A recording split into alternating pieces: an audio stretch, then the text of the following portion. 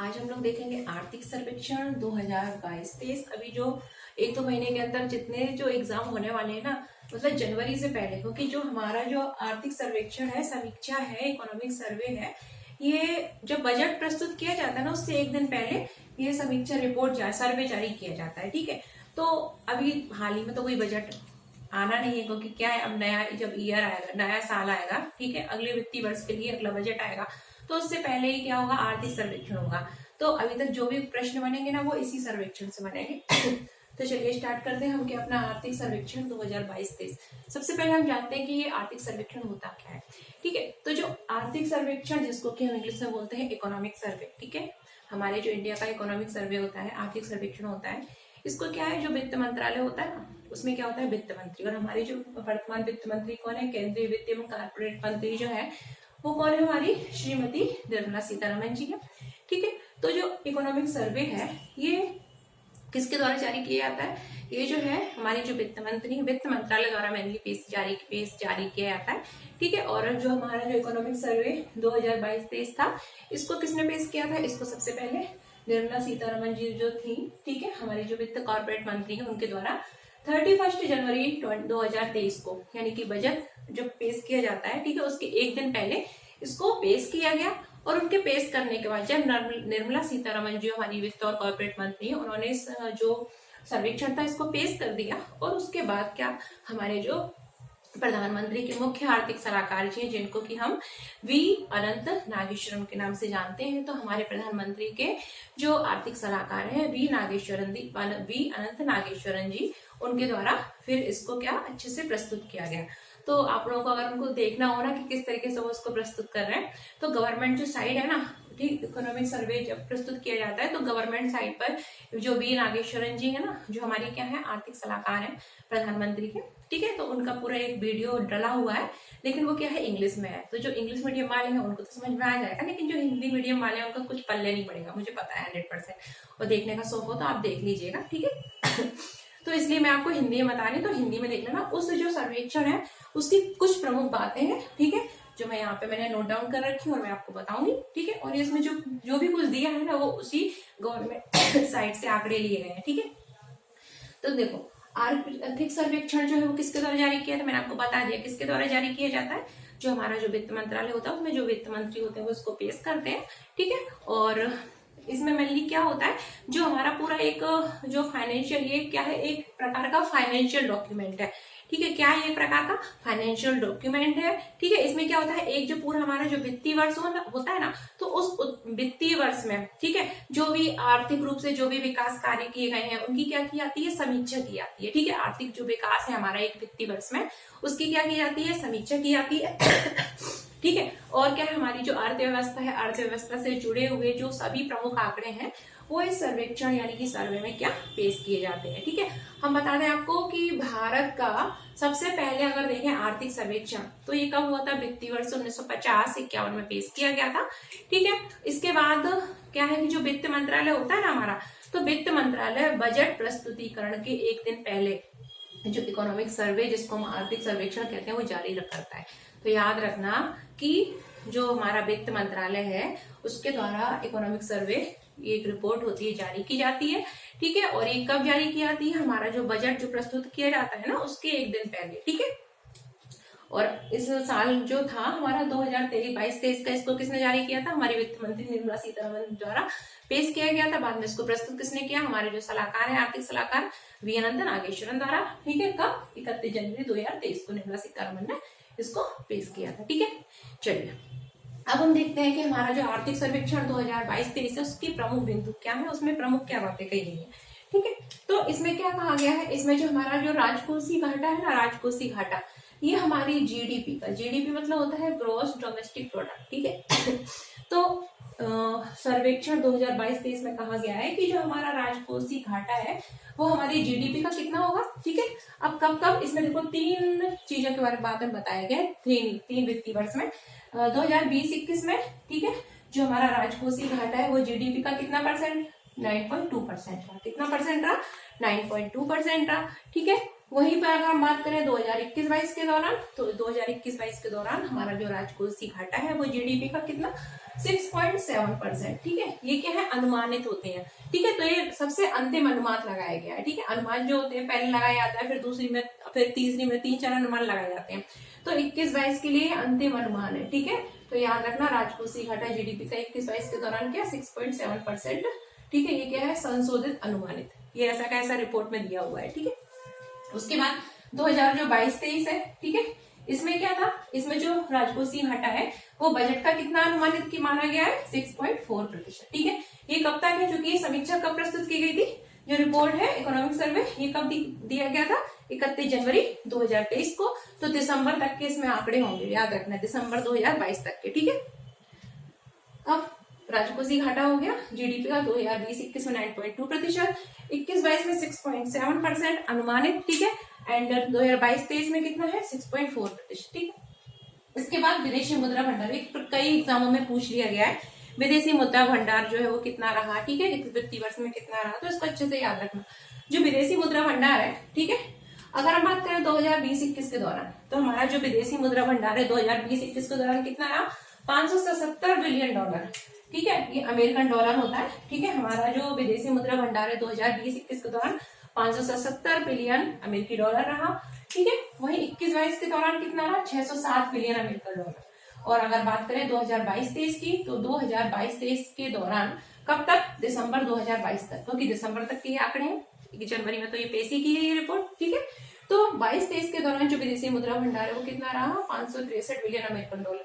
ये वाला इंपोर्टेंट है, पूछ लिया जा सकता है। ठीक है, जो 22 और 23 की जो एग्जाम होगी, ठीक है, उसमें ये पूछ लिया जा सकता है कि हमारा विदेशी मुद्रा भंडार 2022-23 के दौरान कितना था 563 बिलियन अमेरिकन डॉलर। ठीक है, कभी कभी जो बहुत सारे पीएससी होते हैं, मतलब 1-2 साल पुराना भी पूछ सकते हैं, तो ये भी पूछा जा सकता है, याद रखना। मैंने ये तो रखना ही है 563 बिलियन अमेरिकन डॉलर।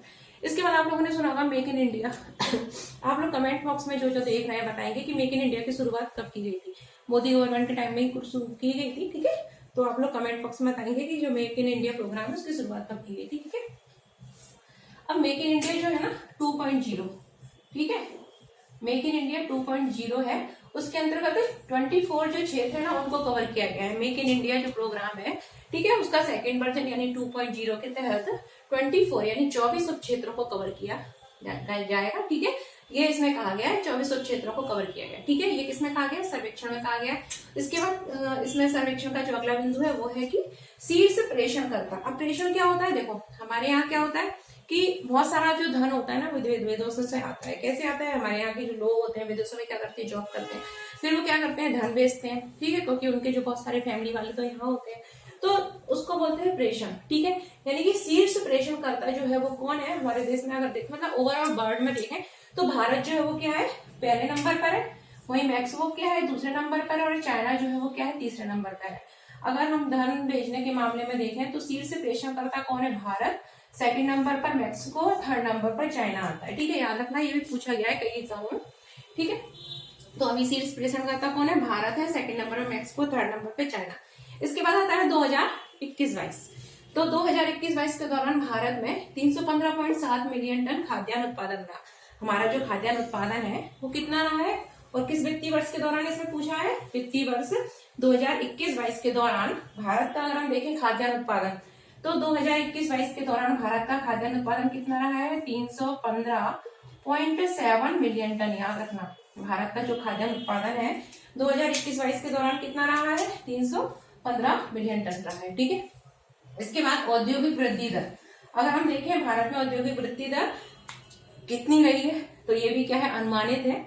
अगर हम देखें 2021-22 के दौरान, तो हमारे भारत में 2021-22 के दौरान जो वृद्धि दर है वो कितनी है 10.3% अनुमानित। ठीक है, अंतिम अनुमान है ये कैसा अनुमान है, अंतिम अनुमान। ठीक है, तो 2021-22 के दौरान जो अनुमानित जो है हमारी औद्योगिक वृद्धि दर कितनी रही 10.3%। वहीं 2022-23 के दौरान ये अनुमानित है, ठीक है, कितनी 4.1%।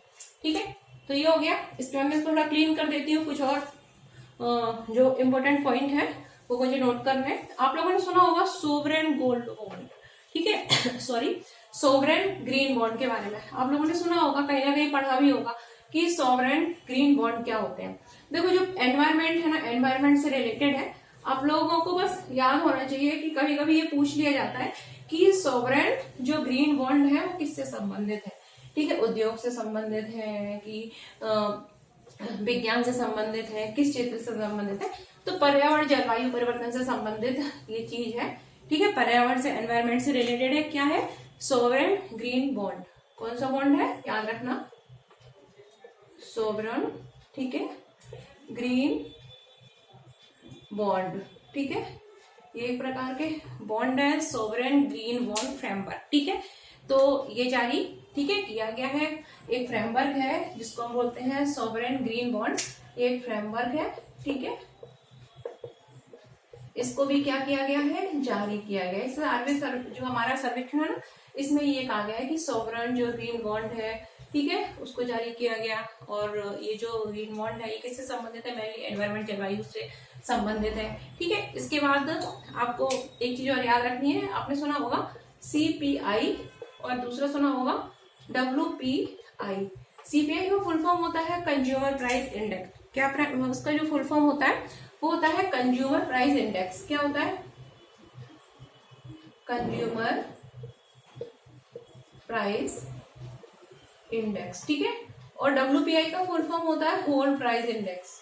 क्या होता है? Whole price index. ठीक है, इसको बोलते हैं थोक मूल्य सूचकांक, होल प्राइस इंडेक्स। वहीं CPI को बोलते हैं हम, कंज्यूमर प्राइस इंडेक्स को बोलते हैं उपभोक्ता मूल्य सूचकांक। क्या बोलते हैं? उपभोक्ता मूल्य सूचकांक। वहीं WPI को बोलते हैं कंज्यूमर प्राइस इंडेक्स, यानी कि CPI को बोलते हैं कंज्यूमर प्राइस इंडेक्स यानी कि उपभोक्ता मूल्य सूचकांक। वहीं WPI को बोलते हैं थोक मूल्य सूचकांक, थोक मूल्य। ठीक है, होल प्राइस इंडेक्स। तो हमारी जो मुद्रास्फीति की दर है वो दो प्रकार से होती है कंज्यूमर प्राइस इंडेक्स पर आधारित, दूसरी होती है होल प्राइस इंडेक्स पर आधारित। ठीक है, तो हमारी जो मुद्रास्फीति की जो दर है, अगर हम देखें CPI पर बेस्ड कितनी रही है। ठीक है, तो हमारी जो मुद्रास्फीति की दर है वो CPI पर आधारित और WPI पर आधारित है। ये पूछ लिया जाता है एग्जामों में। तो CPI पर बेस्ड हमारी जो मुद्रास्फीति की दर है वो कितनी? 6.8%। ठीक है, कितनी? 6.8%। ठीक है, रही है। वही होल प्राइस इंडेक्स यानी कि थोक मूल्य सूचकांक आधारित जो मुद्रास्फीति की दर है वो कितनी रही? 11.5%। याद रखना। ठीक है, जो हमारी मुद्रास्फीति की दर है, अगर हम बात करें कंज्यूमर प्राइस इंडेक्स यानी कि उपभोक्ता मूल्य सूचकांक आधारित मुद्रास्फीति की दर कितनी रही? 6.8%। वही WPI यानी कि थोक मूल्य सूचकांक यानी कि होल प्राइस इंडेक्स आधारित मुद्रास्फीति की जो दर है वो कितनी रही है? 11.5%। और ये जो आंकड़े हैं ना, ये कहाँ तक के? ये जो आंकड़े आपको दे रहे हैं ये कहाँ तक के दे रहे हैं? ये अप्रैल से लेके और दिसंबर 2022 तक के आंकड़े हैं। ठीक है, कहाँ तक के? अप्रैल से दिसंबर 2022 तक के, क्योंकि नया वर्ष अब 1 अप्रैल से तो शुरू होता है ना। ठीक है, 1 अप्रैल से शुरू होता है और 31 मार्च को खत्म होता है हमारा जो वित्तीय वर्ष होता है।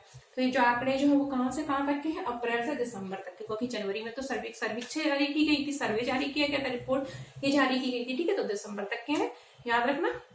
इसके बाद एक चीज आपको और याद रखनी है कि हमारे जो, आपने फसलों के बारे में सुना होगा, तो एक फसल होती है जिसको बोलते हैं कपास। ठीक है, तो कपास पर अगर हम देखें तो शुल्क, सीमा शुल्क जो है, कपास पर जो सीमा शुल्क है, ठीक है, उसको क्या कर दिया गया था? कुछ समय के लिए माफ कर दिया गया था।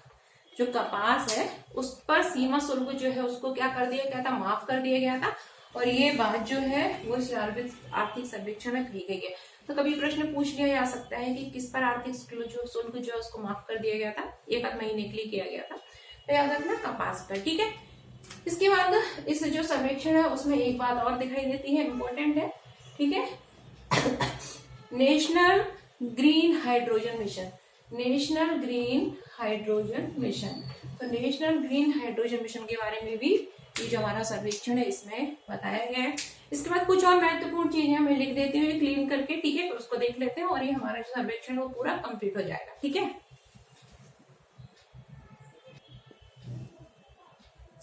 इसके बाद कुछ 2-3 महत्वपूर्ण बिंदु और रह गए हैं, इनको और देख लेते हैं। ठीक है, और हमारा जो आर्थिक सर्वेक्षण है उसमें कुछ और चीजें बताई गई हैं। उसमें कहा गया है कि 2024 है ना, ठीक है, हमारा जो अगला वित्तीय वर्ष आएगा 2024, तो उसमें हमारी जो विकास दर होगी वो कितनी होगी, 6.5% रहेगी। महत्वपूर्ण याद रखना है आपको, ठीक है। हमारी जो विकास दर है वो कितनी रहेगी, 6.5% अनुमानित है कि इतनी तो रहनी ही चाहिए, ठीक है। आरबीआई ने वही क्या बताया है, आरबीआई ने कहा है कि 2023 के लिए जो महंगाई दर है, जो हमारा वित्तीय वर्ष 2023 चल रहा है, तो इसके लिए जो महंगाई दर है वो कितनी रहेगी, 6.8% रहेगी। आरबीआई क्या अनुमान है, आरबीआई ने कहा है कि 2023 के लिए जो हमारी महंगाई दर है वो कितनी रहेगी, 6.8% रहेगी।